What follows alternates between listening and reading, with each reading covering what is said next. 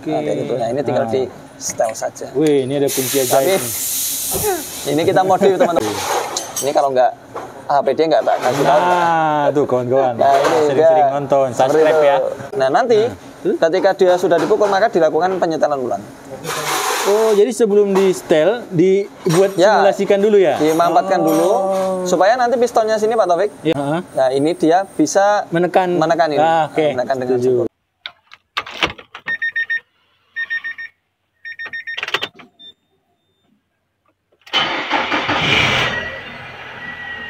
Assalamualaikum Mas Ardi. Waalaikumsalam warahmatullahi wabarakatuh Pak Taufik dan juga Sobat Apedia. Ini lagi main gamelan atau apa ini Mas Ardi ini? Ini tuh bangunin orang sahur Pak. Oh. Sahur orang sahur Pak karena gitu. Ya Pak Taufik. Iya Mas Ardi. Oke. Ini kita pernah ngebahas yang seperti ini. Ya, beberapa sering banget Pak. Kita ya, beberapa kali syuting. Beberapa kali syuting kita bahasnya rek terus ya. Nah, tapi mungkin ada yang tidak sempat kita bahas di video-video sebelumnya Mas Ardi. Oh iya benar. Nah, apa itu Mas? Apa Pak? Ini ada kasus Mas Ardi. Oke. Kasusnya itu dia baru ganti bushing rack ya. Nah, habis dia ganti, memang benar sudah nggak bunyi lagi tuh setirnya. Iya benar. Nah, nggak berapa lama, hanya durasi sekitar 1 bulan bunyi lagi. Oke. Nah, apa penyebabnya kira-kira Mas Ardi? Ya siap. Jadi terutama mungkin yang dirasakan di daerah rack setir ya Pak ya. Ah, benar. Ini sebentar nih, coba ini saya keluarkan dulu ini Pak. Wih, apa itu Mas? Ini setelan racknya ini. Oh.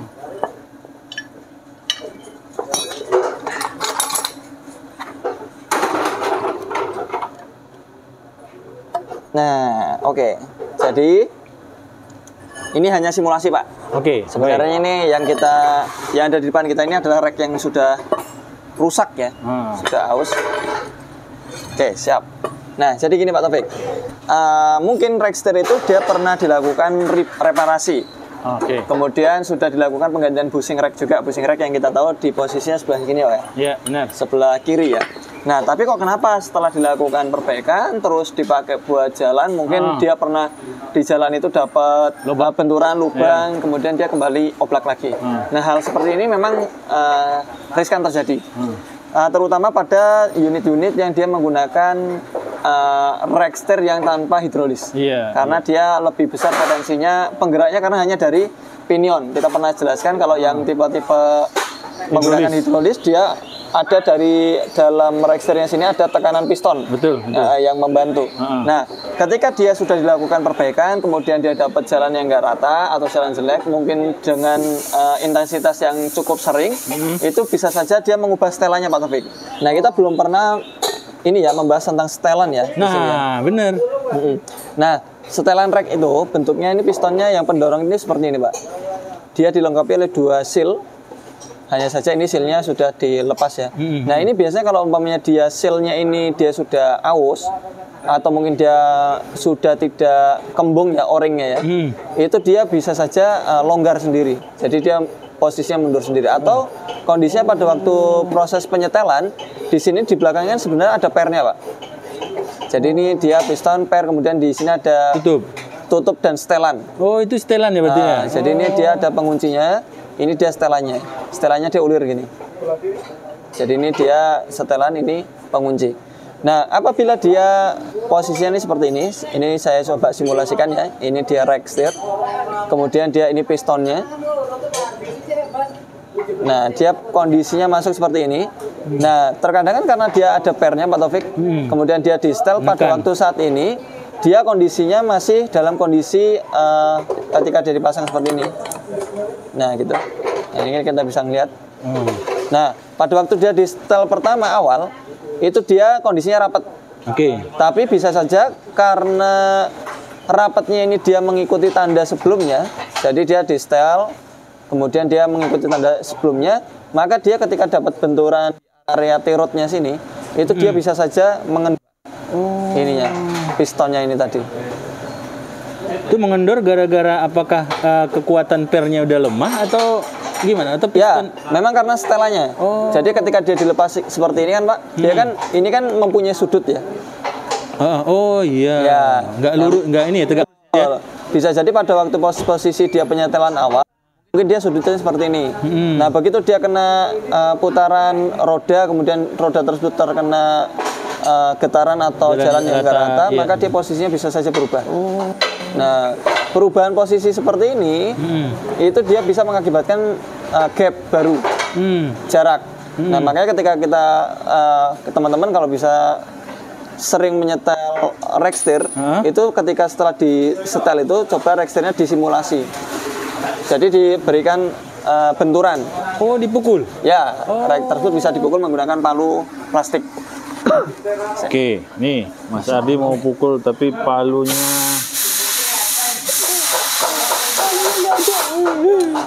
Kita coba pakai ini ya, Pak. Ya. Nah, ini kita ini kan ada pinion, ada rack. Ada rack, ya. Nah, ini dipukul ke arah pistonnya. Piston setelan yang ke belakang. Ya, ke belakang. Nah, betul seperti ini. Dari depan ke belakang menggunakan apa itu namanya? Alat yang lunak. Lunak ya. Supaya dia tidak merusak rack. Nah, nanti ketika dia sudah dipukul maka dilakukan penyetelan ulang. Oh, jadi sebelum di setel dibuat simulasikan dulu ya? Dimampatkan dulu supaya nanti pistonnya sini Pak Taufik. Ya. Yang belakang ini tadi yang sudah kita pasang ya. Nah, ini dia bisa menekan ini. Menekan dengan sempurna seperti itu. Oh. Nah, ini penyetelannya, cara menyetelnya adalah dibutuhkan 2 kunci. Pertama adalah kunci pipa.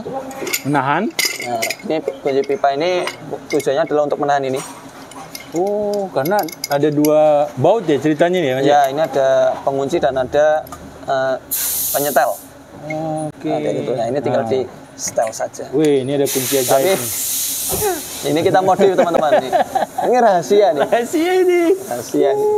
Karena kita untuk mencari kunci yang bergerigi banyak seperti ini bisa ya? Sulit. Nah, kita bisa simulasikan dengan alat ini. Jadi kita bikin SST spesial tuh. Ini kalau nggak HPD nggak tak kasih tahu. Nah, tuh kawan-kawan. Nah, ini sering nonton, subscribe ya. Ini kan teman-teman bisa ngeliat ya kondisinya, muter ya? bisa kita mengukur celahnya seperti itu. Terus bagaimana Mas menentukan bahwa itu udah pas celahnya? Ya, jadi cara menentukannya adalah pertama ini yang kita mainkan adalah yang dalam. Benar. Jadi nanti kalau yang dalam ini udah mentok kencang. Dikencengin. Ya, udah mentok kencang, maka dia dikembalikan kurang lebih sekitar berapa ya? 90 derajatan kurang lebih. 90 derajat. Jadi dia supaya ini Pak Taufik benar-benar kencang. Tapi nanti setelah dikencangin misalnya ini kayak gini ya. Ini kita anggap aja ini kencang. Karena nggak ada pernya ini tadi Pak. Betul. Ini kan barang bekas.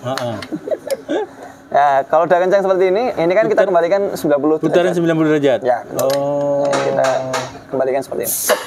90 derajat.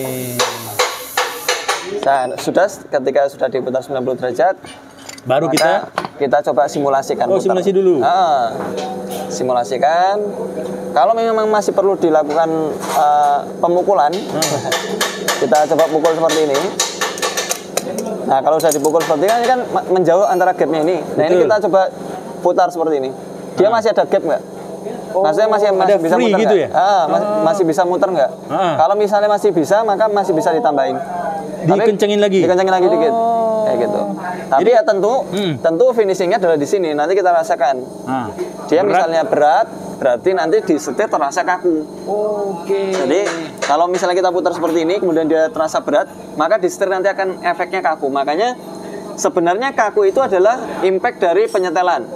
Jadi gini Pak, sebuah dilema. Kalau kita menyetelnya kendor, maka nanti ketika kita dapat jalan yang nggak rata, itu dia bisa mengakibatkan bunyi di setirnya.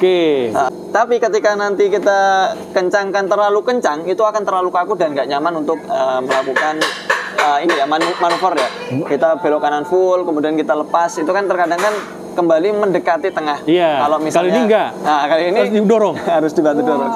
Ya dia kembali cuman harus dibantu dorong. Berarti tidak sembarang orang ya bisa nyetel ya Mas ya? Iya. Berarti harus ada feeling gitu ya? Ada feeling, benar. Jadi kalau model kayak gini tuh memang kita mainnya feeling, Mbak. Feeling. Jadi nggak bisa, misalnya teorinya adalah ini teorinya ya kan? Teorinya kan 90 derajat lagi ya, tapi kan tetap menggunakan feeling kayak gini. Karena kan tergantung dari keausan ini antara rack dan pinion juga. Pengaruh juga ya? Nah, ini teman-teman. Ketika di sini di daerah sini dia aus, kemudian kita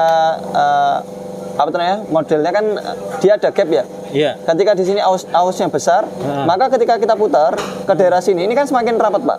Oh, sini makin rapat dari sini ya? Ya, karena kan ini kan yang sering terjadi benturan ketika terkena jalan yang gentar itu kan kondisi lurus. Betul, Kondisi lurus kan betul, dia kan di betul. tengah-tengah. Betul. Nah, yang paling sering bersinggungan ketika dia reknya goyang, kemudian dia terkena, maka kan adalah salah satu dari sudut pinion bertemu dengan sudutnya rek.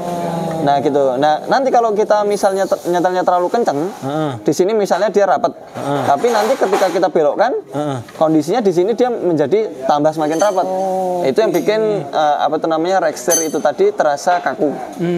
Misalnya dia kok baru gerak sedikit saja sudah kaku, kayak gitu. Nah itu bermain feeling. Jadi kita nggak bisa, karena kan kita mereparasi, Pak. Kalau mereparasi ya kondisinya di sini sudah aus tapi di sini masih rapat. Bagaimana memaksimalkan ya Mas ya? Hanya bisa memaksimalkan. Oke. Nah, Mas Ardi, kalau ini adalah salah satu penyebabnya tadi kembali setelah diperbaiki kok malah bunyi lagi gitu ya? Ya, benar. Nah, berarti akan ada penyetelan ulang? Ya, tentunya penyetelan ulang, Pak. Jadi gini, ada beberapa unit itu yang memang dia untuk penyetelannya harus turun member. Oh iya, betul ya. Jadi seperti kayak Livina Mars itu dia kan kondisinya sempit sekali. Kita memasukkan alat seperti ini nggak bisa karena di sini dia sudah dapat dudukan member. Nah sementara member itu dia dengan bodi itu terlalu tipis. Jadi memang harus turun member, sehingga kalau untuk turun member penyetelannya ya tetap harus dilakukan filling lagi. Nah makanya sebelum kita pastikan dia turun maka kita harus simulasikan. Jadi kita mukul rek itu bukan menyakiti rek, Pak. Tapi kita memberi ini ya, memberi ngasih latihan, Pak, training. Ketika nanti kita simulasikan, ketika nanti perkiraan mobil tersebut terkena jalan yang nggak rata. Oke, simulasi jalan tidak rata. Ya. Nah, Mas Ardi, kalau sudah bunyi tadi kita sudah setel, apakah ada pengaruh lain dari busing reknya itu rusak lagi atau gimana? Enggak. Kalau untuk busing rek itu kan sebenarnya dia usia, Pak. Oh, usia. Usia dan tergantung medan jalan juga, karena dia kan plastik ya? Iya, benar, plastik. Nah, umumnya memang sih penyakit pertamanya rek setir ini kena itu karena busingnya ini udah oblak. Kita dulu pernah awalnya dari sini ya? Coba simulasikan kalau busingnya itu dia oblak, maka lama-kelamaan si reknya ini dia geraknya itu enggak ke kanan ke kiri, tapi juga ada bounce-nya, ada ke atas ke bawah karena kondisi busing yang di sini dia aus. Kayak gitu. Itu memang penyebabnya di awal gitu. Tapi ketika sudah penggantian biasanya umur-umur 3 bulan sampai dengan 2 tahun itu busing yang genuine itu masih dalam kondisi bagus rapat. Itu genuine 3 tahun.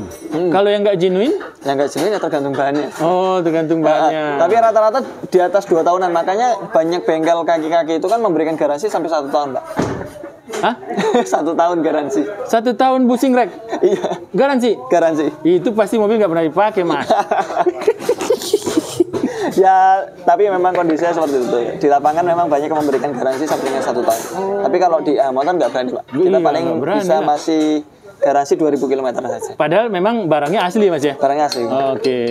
Gitu. Karena tadi masalahnya kan kasus ya? Ya. Bisa jadi karena masalah lubang yang memang jalan. bisa jadi karena faktor driver yang membawa. Driver. Terus yang kedua memang karena kondisi alam. Iya, yang tidak bisa dihindari ya. Betul. Jadi kita ya memang memberikan garansi hanya sampai dengan 2000 km saja. Oke, Mas Ardi, terima kasih ilmu, tips dan segala macam di hari ini di Ramadan. Ya. Mudah-mudahan bermanfaat dan kawan-kawan kalau ingin coba ya silakan mencoba. Ya Mas ya. Ya, betul sekali teman-teman. Semoga video ini bermanfaat. Terima kasih. Assalamualaikum warahmatullahi wabarakatuh. Waalaikumsalam warahmatullahi wabarakatuh.